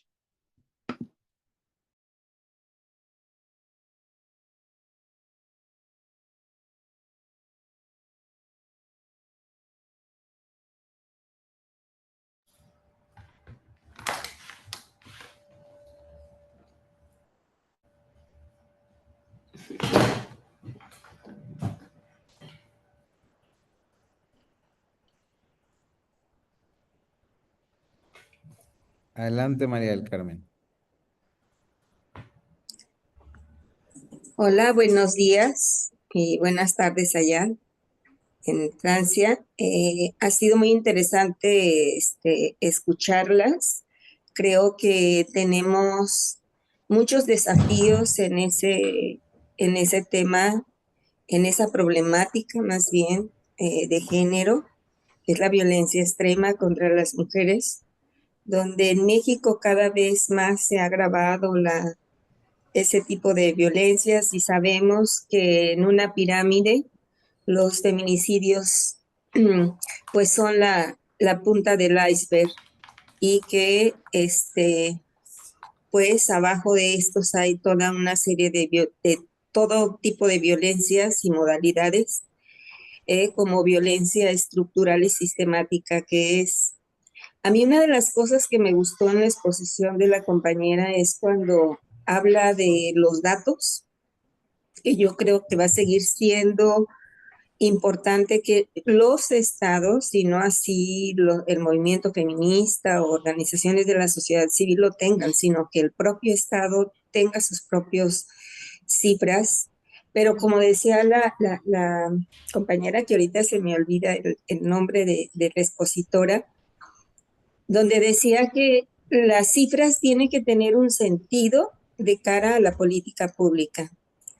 Si los datos, cada uno de los casos de feminicidio, no se sabe por qué fue, cómo fue, para poder prevenirlos, vamos a seguir en esta inmensa cantidad de violencias contra las mujeres, que muchas de ellas terminan en muertes violentas. Entonces, la deuda del Estado permanece, de los estados permanece, porque su política pública es insuficiente. Y estoy muy de acuerdo con la compañera en el sentido de que los datos no sirven si no son para corregir la política pública. Gracias.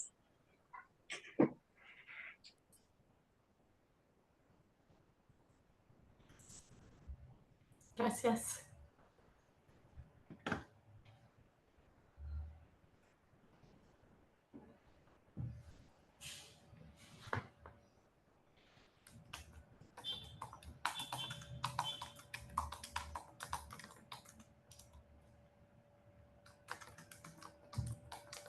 No sé, Cadilla, si quieras que escuchemos todas las preguntas primero o una por una vamos contestando. Comme vous le voulez, c'est vraiment, on s'adapte. Hein, si, on peut répondre une par une, hein, c'est très Si bien. quieren una puede ser. Una por una puede ser. Très bien.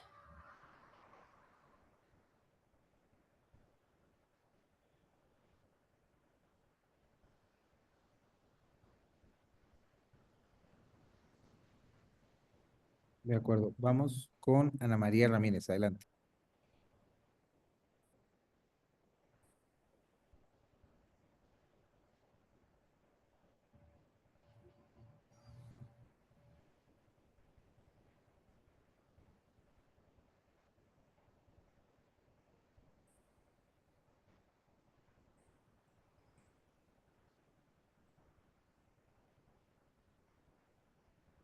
No, muchas gracias. No sé si... Ah, es que me equivoqué, perdón.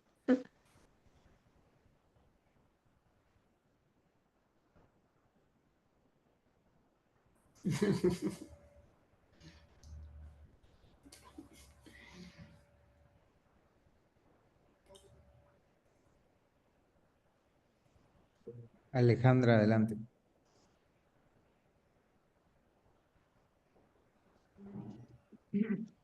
Hola, bonjour. Khadija, vous avez commencé en disant que le féminicide est un fait et réalité sociale qui est la première cause de décès et d'invalidité pour les femmes, c'est-à-dire qui est devenu un problème de santé publique qui fait très dommage à la société en général.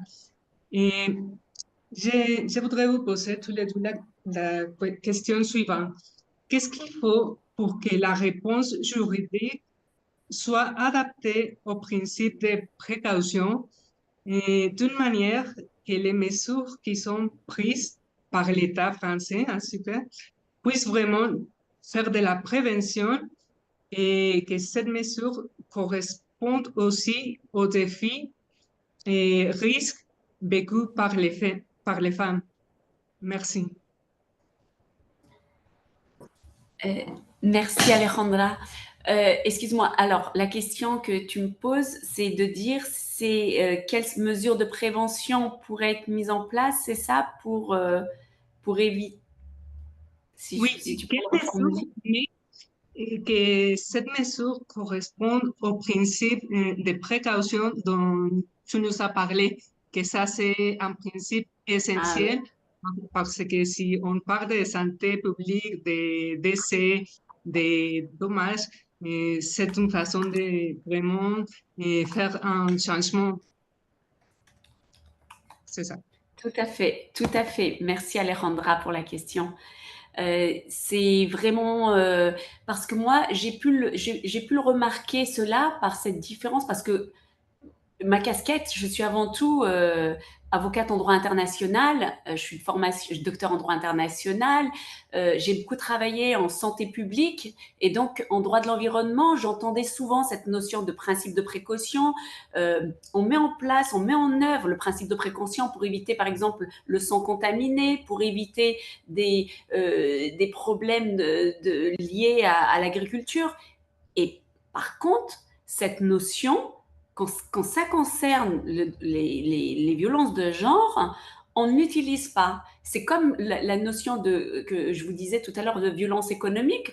En droit, cette notion de violence économique, si vous regardez sur Internet, si vous mettez violence économique et que vous cherchez, eh ben, ça va vous renvoyer sur des contrats entre sociétés, quand il y a un déséquilibre entre des sociétés, mais jamais sur le rapport de force que pourrait avoir une personne sur son épouse par le biais de l'argent, par le biais du travail, par le biais des comptes en banque et le contrôle qu'il pourrait avoir sur elle. Alors que c'est une réalité. Et ça veut dire que notre droit ne prend pas en compte une certaine réalité dès que ça concerne l'intime, le huis clos. Il y a un huis clos familial et on a l'impression que la loi ne doit pas rentrer dans ce huis clos familial. Des principes fondamentaux ne doivent pas rentrer, comme le principe de précaution, comme les violences économiques. C'est depuis peu que même le viol conjugal a été reconnu, mais tardivement. Le viol, c'était antinomique avec conjugal. On disait que c'était le devoir conjugal. Et c'est que récemment que la Cour européenne des droits de l'homme en France, c'est en 2025, que la Cour européenne des droits de l'homme en Europe a condamné l'État français en disant on n'a plus de devoir conjugal. Parce que malheureusement, ce que vous soulevez, Alejandra, c'est une réalité. on a encore beaucoup de préjugés, on a encore beaucoup de tabous, beaucoup de freins liés au patriarcat qui ne permettent pas de mettre en place tous les dispositifs juridiques qui pourraient être mis en place pour prévenir ces féminicides, par exemple. Si je peux me permettre pour continuer là-dessus, quand on entend prévention, on pense également à éducation. On pense éducation des générations des plus jeunes et dans ce cadre-là, il y a ce qu'on appelle l'éducation aux droits humains.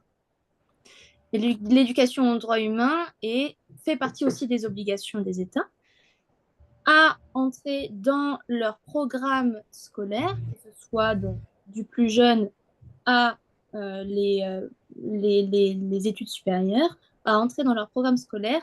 Donc, cet apprentissage et cette sensibilisation aux droits humains, et dans ces droits humains, il y a ces principes de non-discrimination, il y a ces principes de tolérance, il y a ces principes d'égalité entre les femmes et les hommes, il y a ces principes d'éviter les violences pour résoudre les conflits. Il y a également ce qu'on appelle l'éducation à la vie sexuelle et aux droits reproductifs. Et toute cette partie-là fait partie de la prévention. Donc, mettre en place de réels programmes scolaires, mettre en place de réelles mesures d'application de ces obligations sur l'éducation des droits humains fait partie de la prévention. Car c'est en allant chercher les tabous, c'est en allant chercher les préjugés, en allant confronter les idées reçues des plus jeunes que nous pourrons, de génération en génération, lever les tabous et pouvoir finalement réduire au fur et à mesure ces violences. Je vous remercie. Oui, merci. Et je voudrais ajouter que il est essentiel d'avoir un regard interdisciplinaire, comme ce que vous avez fait, de l'anthropologie, la sociologie et même la santé publique, pour pouvoir mieux comprendre et faire face à conséquences de la violence. Et alors, merci, Khadija et Gélis. Merci, Alejandra. Un plaisir. D'ailleurs, juste peut-être un dernier point là-dessus. Encore une fois, dans l'éducation, je vous en parle beaucoup parce que pour le coup, je me suis spécialisée dans l'éducation des filles et des femmes. Et donc, l'une des obligations qu'a les États, c'est d'assurer un environnement scolaire sécurisé. Les États ont l'obligation d'assurer un environnement scolaire à l'intérieur des écoles, mais également autour des écoles, sans violence physique, morale, mais également sexuelle. Et vous avez par exemple un outil de monitoring qui a été mis en place par l'UNESCO, qui s'appelle Her Atlas, dans lequel vous pouvez aller voir en fait par pays, notamment le Mexique, notamment la France, les dispositions juridiques là-dessus. Vous pouvez aller de pays en pays et vérifier l'évolution à travers le temps de l'application de ces mesures. Et on voit bien qu'il y a un lien entre les violences sexuelles, l'impact que ça a sur l'éducation, l'impact que ça a de génération en génération à travers cette approche interdisciplinaire et l'existence d'un cadre juridique qui permet de prévenir et de protéger les plus jeunes de ces violences sexistes et sexuelles. Oui, ils ont eu un cours avec Michel et moi sur la prévention et on leur a rappelé tous les textes sur l'éducation et donc notamment la circulaire de 2001 qui est très mal mise en œuvre en France sur les droits sexuels et reproductifs, qui malheureusement est une des causes de ces violences. Donc des outils comme celui que tu viens de citer sont importants, les outils mis en place par l'UNESCO, par l'ONU, tous ces dispositifs permettent à nous, praticiens du droit, professionnels de lutte contre les violences faites aux femmes, de pouvoir faire remonter, de pouvoir, même devant les juridictions, de démontrer que voilà, la réalité, c'est ces chiffres. Et voilà comment on peut aujourd'hui sanctionner tel comportement parce que ça peut contribuer à aggraver la situation si on ne prévient pas maintenant.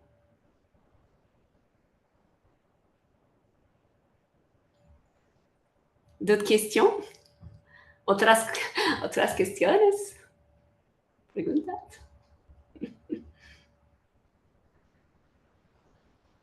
¿No? ¿Alguna otra pregunta?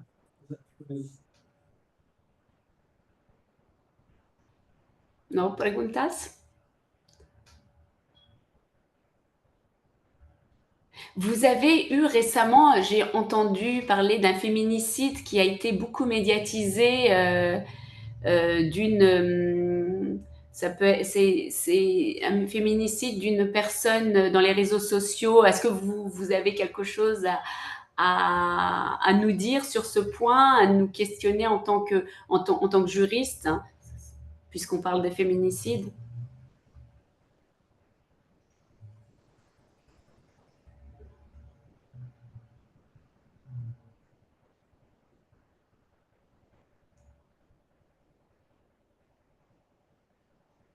Un- Sí, una tragedia, ¿no? Me parece los hechos que sucedieron en Jalisco, que estaba una transmisión en vivo, me parece.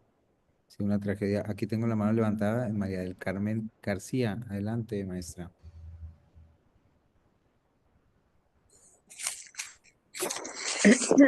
Sí, realmente no, este hecho que comenta, pues sí nos deja sin, a veces sin palabras, ¿no?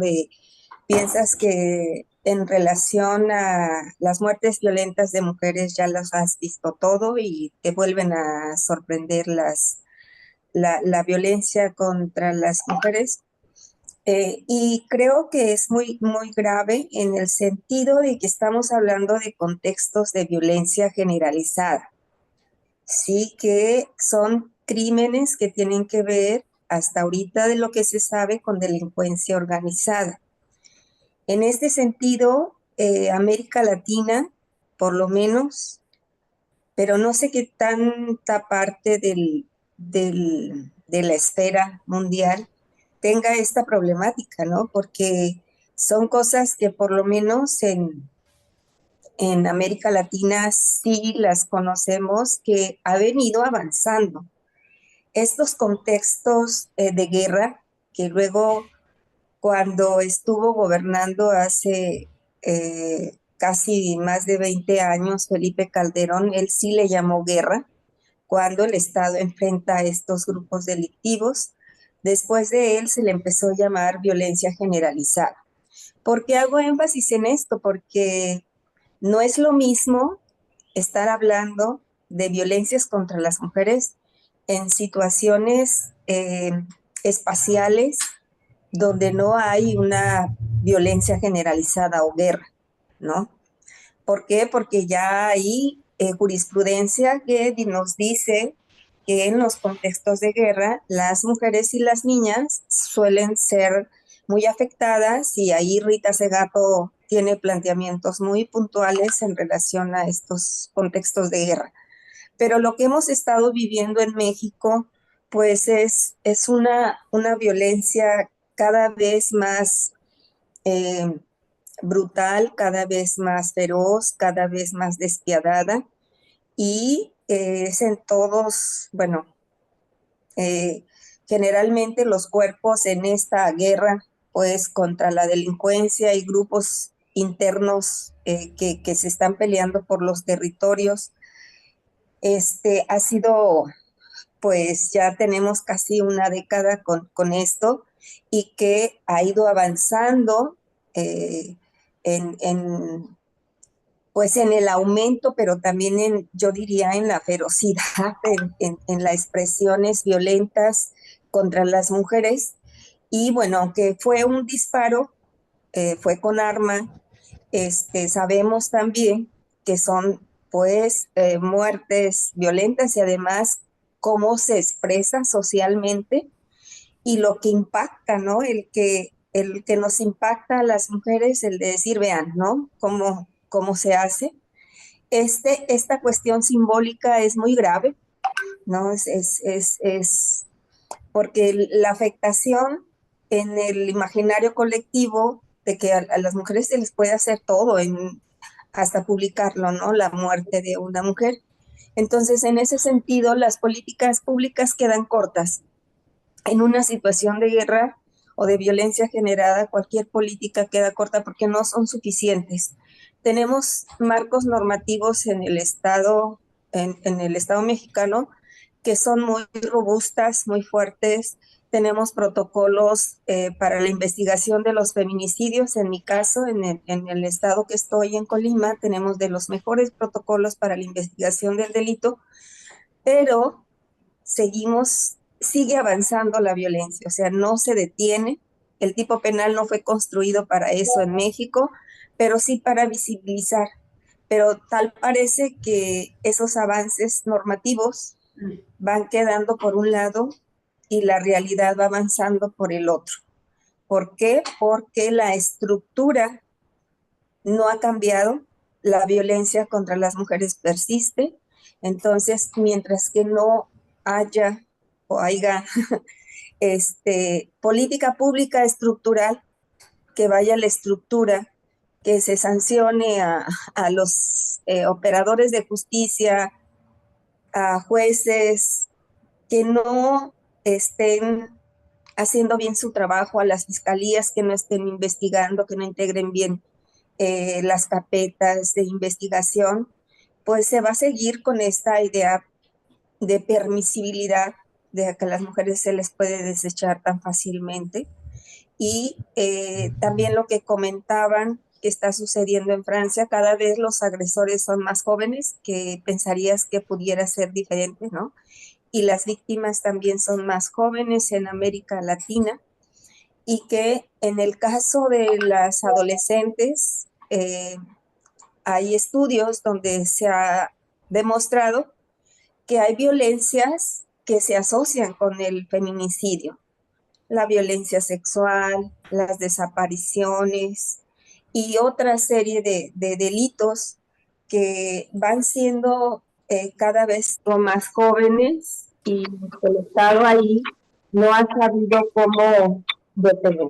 Ahí dejo, muchas gracias por la atención.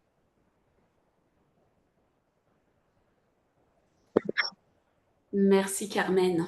Merci Carmen et merci pour cet éclairage et on vous rejoint tout à fait. Hein, c'est les maillons de la chaîne. Hein, on est tous responsables et dès qu'il y a un maillon qui ne fait pas son travail, eh ben, malheureusement, eh ben, ça crée ces dysfonctionnements qu'on a, ces féminicides qui sont filmés au grand jour, qui sont banalisés. Et je vous rejoins sur le fait que ça touche des plus jeunes de plus en plus. Nous, on a une institution nationale qui s'appelle le Haut Conseil à l'égalité. Le Haut Conseil à l'égalité, ils analysent chaque année le sexisme par des chiffres. Et on se rend compte que cette année, le sexisme touche les plus jeunes, plus que les plus âgés. Les 18-25 ans sont plus sexistes que les plus âgés. C'est-à-dire qu'il y a une grave régression. Pour 30% d'entre eux, ils estiment que c'est normal d'être violent avec sa conjointe. Pour 30% d'entre eux, le consentement, ça n'a pas lieu d'avoir dans un couple. Ils peuvent faire ce qu'ils veulent sexuellement avec sa compagne. Et donc, malheureusement, on est avec les réseaux sociaux dans cette idée qu'on peut tout faire avec des repères totalement différents, totalement biaisés. Et c'est en cela que l'éducation dont vous a parlé tout à l'heure Yélise est un relais essentiel qu'il faut réactiver parce que c'est dès le plus jeune âge qu'il faut prévenir contre toutes ces formes de violence. Et en même temps, réguler les réseaux sociaux et Internet parce que ça devient leur référence. Merci.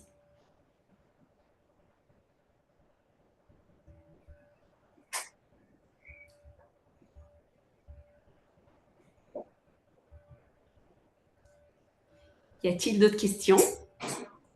¿Otras preguntas? ¿No? Al parecer no hay más preguntas, Khadija. Muchas gracias para todos. Muchas gracias a ti y a Yelis por esta tan importante clase. Yo me quedé reflexionando a propósito de la clase y de este caso reciente en México, de esta frase de Rita Segato que decía que el feminicidio es un mensaje y en el que el cuerpo de la mujer se convierte en un territorio donde se inscribe poder patriarcal. En particular, estos hechos que vivimos en México se sintió como un tema simbólico, un tema de una violencia, pues, extraordinaria, ¿no? O simbólicamente, ve, puedo hacer esto a la luz del día, con todas las cámaras, ¿no? Es un tema muy fuerte. Em, y muy pertinente, por supuesto, el estudiar el feminicidio en este curso y en esta clase del día de hoy, por lo que estamos, pues, como siempre, muy agradecidos, Khadija, con este conocimiento que nos aportas por este diálogo, lo mismo con Yelis. Doctora Patricia González, pues saludarte, agradecerte, desearte una excelente tarde y fin de semana. A todas las personas que se conectaron el día de hoy, de igual manera, pues agradecerles por su puntualidad y por el seguimiento a la sesión del día de hoy. Perdón, tengo una mano levantada más de Janet, no sé Sí, si lo... perdón. Sí, perdón, súper rápido. Sí, Es Janet. que esto que mencionabas sobre que el feminicidio es un mensaje del patriarcado, me llama mucho la atención al respecto del caso de Valeria, la influencer que estaba haciendo un en vivo en TikTok, porque lo relaciono también un poco con la frase que dijeron hace unos instantes de que las leyes, o al menos en México, como esta parte de la categoría del feminicidio se ve muy bonita en papel, pero realmente ya cuando lo pasas a las leyes y a los procesos, pues se obstaculiza mucho, ¿no? En este caso de la influencer Valeria, lo que está sucediendo es que se está tratando de eliminar la parte de feminicidio y lo están buscando empezar a juzgar a partir de un crimen relacionado con el crimen organizado y el narco, en las palabras, pero los fans de Valeria han demostrado que Valeria tenía problemas con su expareja y que incluso Sí. ella misma mencionó en redes sociales que si algo le pasaba, responsabilizaba totalmente a la pareja y eso no se está tomando en cuenta en la ley, ¿no? Entonces, pues sí, mencionar que se ve muy bonito todo los procesos en papel, pero pues falta exigir que todos estos procesos se lleven a cabo en la realidad, ¿no? Gracias. Tout à fait. Muchas gracias. Tout à fait. Merci, Janet. Exactement. Elle était avant tout sa femme, sa conjointe. Et en tant que femme, elle doit avoir la même égalité de traitement qu'une autre femme qui aurait été victime d'un crime. Et sans cela qu'on ne peut pas justifier, parce qu'en faisant ça, on cautionne à minima ce type de crime. On pousse d'autres auteurs de bandes organisées à s'approprier le corps de leur femme, à décider de leur vie et de leur mort. Et donc, pour sa dignité, pour la dignité d'autres femmes à titre préventif, il faut que ça soit qualifié de féminicide et non pas d'un crime en bande organisée.